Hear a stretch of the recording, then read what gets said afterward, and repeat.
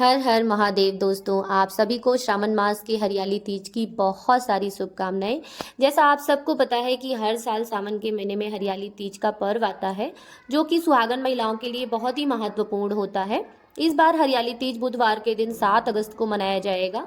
यह पर्व सावन शुक्ल पक्ष की तृतीया को मनाया जाता है। मान्यता है कि सावन की शुक्ल पक्ष की तृतीया को भगवान शिव ने मां पार्वती को पत्नी के रूप में स्वीकार किया था। इस तीज को सावन तीज भी कहा जाता है, क्योंकि ये सावन के महीने में आता है।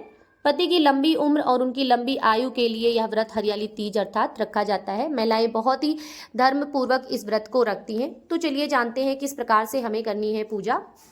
तो सबसे पहले एक आसन बिछाएंगे, उस पे भगवान जी का के विग्रह या प्रतिमा जो भी आपके पास है वो आप जो है स्थापित करेंगे। फिर एक चावल की ढेरी लगाएंगे, उस पे कलश स्थापना के लिए। तो आप कलश पर स्वस्तिक या ओम जो भी आपका शुभ चिन्ह है, मतलब जो भी आपको पता है आप वो शुभ चिन्ह अच्छे से बना लें। मतलब जैसा भी आप बनाना चाहें, जो भी आप, मतलब कहने का तात्पर्य मेरे ये है कि जो आप स्वेच्छा रूप अनुसार या जो आप करना चाहें।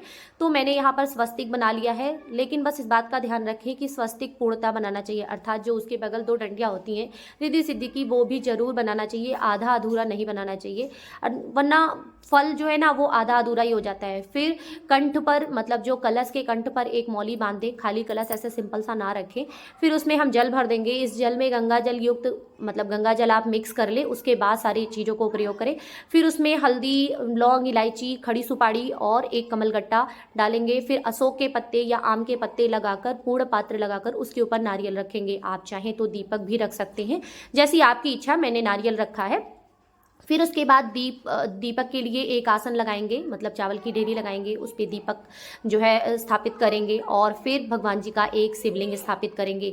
तो मैंने अच्छे से देखिए एक शिवलिंग बना लिया है, मतलब भगवान जी का जो विग्रह होता है वो मैंने बना लिया है।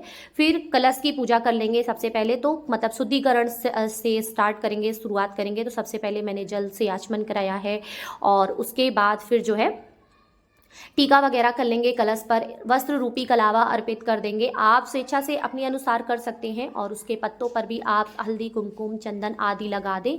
देखिए कलश में सारे देवी देवताओं का वास होता है, तो कम्प्लीटली एक बार में ही पूजा समझ लीजिए हो जाती है। उसके बाद फिर भगवान जी को स्नान करा देंगे। और शिव परिवार का जो मेरे पास विग्रह है, उनका मॉर्निंग में स्नान हो गया था मंदिर में, तो इसलिए मैंने उन्हें दोबारा स्नान के लिए नहीं जो है लगाया है। और इसके अलावा किस प्रकार से उनका स्नान होता है वो मेरे आप डेली के ब्लॉग में या बहुत सारी वीडियोस में आप मेरे देख सकते हैं।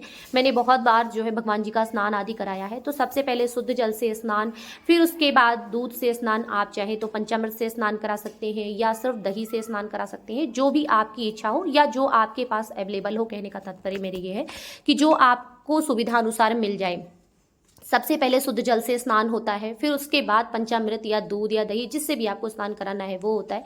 फिर से शुद्ध जल से स्नान होता है, उसके बाद ही पूजा स्टार्ट होती है। मतलब कहने का तात्पर्य ये है, पहले स्नान करा के शुद्धिकरण कर दिया जाता है, उसके बाद सारी पूजा स्टार्ट होती है। शिवलिंग बनाने के लिए एक बात का विशेष ध्यान रखें कि बीच में से कहीं से भी खंडित ना हो, और बहुत ही सावधानी से पूजा करें कि जो आपकी पूजा हो रही है ना, उस पूजा के बीच में शिवलिंग खंडित ना होने पाए। मतलब इस बात का विशेष ध्यान रखें और बहुत ही अच्छे से ध्यान से उस चीज़ को करें, क्योंकि ऑलरेडी मिट्टी का होता है और पार्थिव शिवलिंग जो होता है वो ताज़ा ही बनाकर पूजा किया जाता है। तो इसलिए गीली मिट्टी होती है, थोड़ी गीली होती है, इसलिए इस बात का विशेष ध्यान रखें कि गलती से भी गलती ना होने पाए।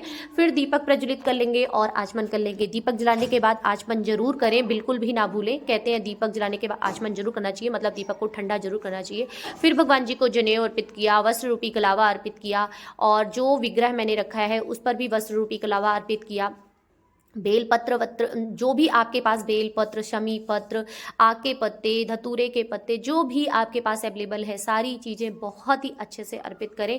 और व्रत, मतलब मन में ना श्री शिवाय नमस्तुभ्यम या शाम्ब सदाशिव या भगवान जी का कोई भी नाम जब आप, जो आपको प्रिय है, जो आप जपते हैं, जो आप मन में गुनगुनाते हैं, वो नाम हमेशा गुनगुनाते रहें पूजा के दौरान। मतलब पूजा के दौरान मुंह खाली नहीं होना चाहिए, मुख में भगवान का नाम हर वक्त रहना चाहिए। आपको श्लोक याद है, स्तुति याद है, तो आप स्तुति वगैरह कर सकते हैं, जो भी आपकी इच्छा अनुसार हो। फिर मेरे पास एक आक का पत्ता था, उस पर भी मैंने ओम लिखकर भगवान जी को जो है चढ़ा दिया।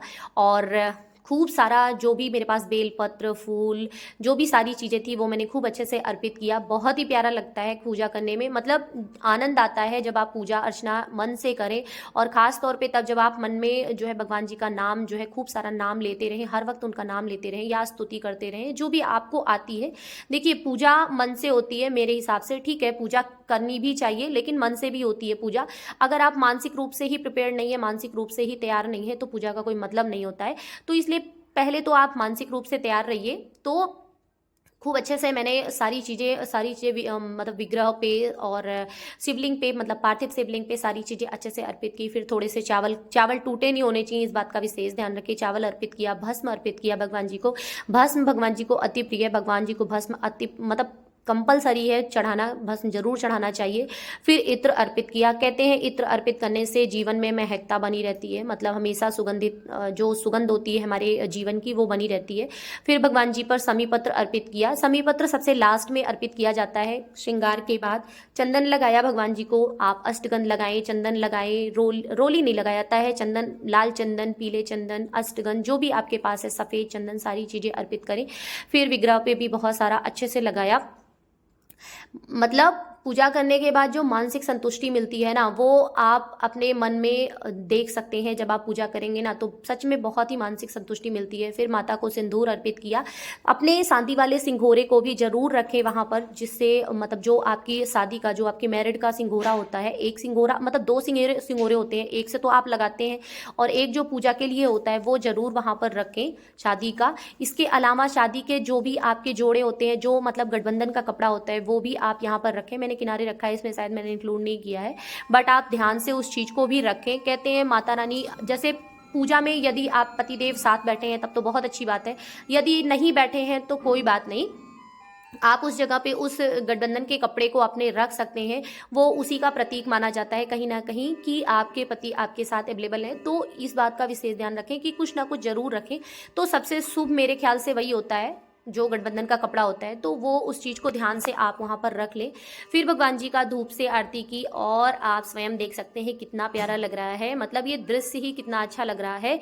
सच बताऊं, जब पूजा मैं करके वहाँ से उठी थी ना, तो पूरे घर में मेरे जो ये धूप की महक होती है वो बिल्कुल फैल गई थी और बहुत प्यारा लग रहा था। इसके बाद माता को श्रृंगार का सामान अर्पित करें, जो भी आपके पास यथाशक्ति हो। आप इसके अलावा आप चाहें तो इसमें साड़ी, कपड़े, जो भी आप करना चाहें वो आप अर्पित करें। थोड़ा सा भोग अर्पित करें। तो मैंने मखाने की खीर बनाई थी और फल थे और थोड़े से ड्राई फ्रूट्स थे, वो मैंने भोग लगाए। आप इसके अलावा जो भी स्वेच्छा से करना चाहें आप वो भोग लगा सकते हैं। और फिर भगवान जी की आरती, कपूर आरती मस्ट होती है, कपूर आरती जरूर करें। कहते हैं कपूर आरती करने से सारे पाप दूर हो जाते हैं। कपूर आरती लास्ट में जरूर करनी चाहिए, कोई भी पूजा हो कपूर आरती अवश्य करनी चाहिए। आप सब स्वयं देख सकते हैं, मतलब एक छोटी सी बहुत ही नॉर्मल सी पूजा होती है, मतलब ये बहुत ही नॉर्मल सी पूजा हुई है, पर सच में मेरा मन बहुत खुश हो गया है, बहुत अच्छा लग रहा है। आप लोग भी कमेंट करके ज़रूर बताइएगा कि पूजा किस प्रकार से लग रही है, मतलब कैसी लग रही है आप लोगों को। अच्छी लगे तो कमेंट जरूर करिएगा, क्योंकि आप लोग कमेंट नहीं करते हैं तो शायद मुझे भी बुरा लगता है, बट कोई नहीं, कभी कभी ना कभी तो ज़रूर करेंगे। धीरे धीरे जब चीज़ें अच्छी लगने लगेंगी तो आप लोग करेंगे ही।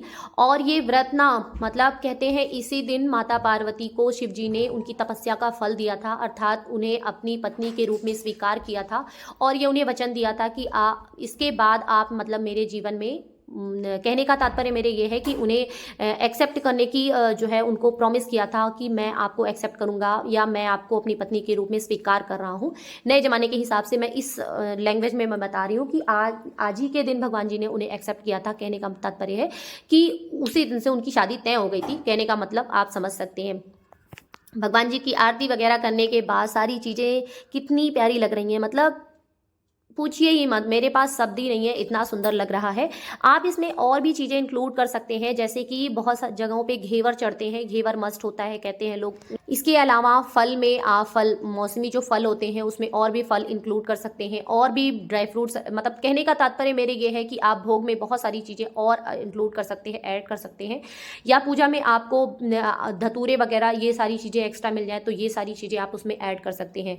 सो फ्रेंड्स, ये छोटी सी वीडियो आप सभी को कैसी लगी कमेंट करके जरूर बताइएगा। और अगर आपने मेरे चैनल को अभी तक सब्सक्राइब नहीं किया है तो प्लीज़ सब्सक्राइब कर लीजिए और बेल आइकन भी दबा दीजिए, ताकि वीडियो की नोटिफिकेशन आप सभी को मिलती रहे। आपका दिन शुभ हो। हर हर महादेव। आप सभी को हरियाली तीज की बहुत सारी शुभकामनाएं। हर हर महादेव।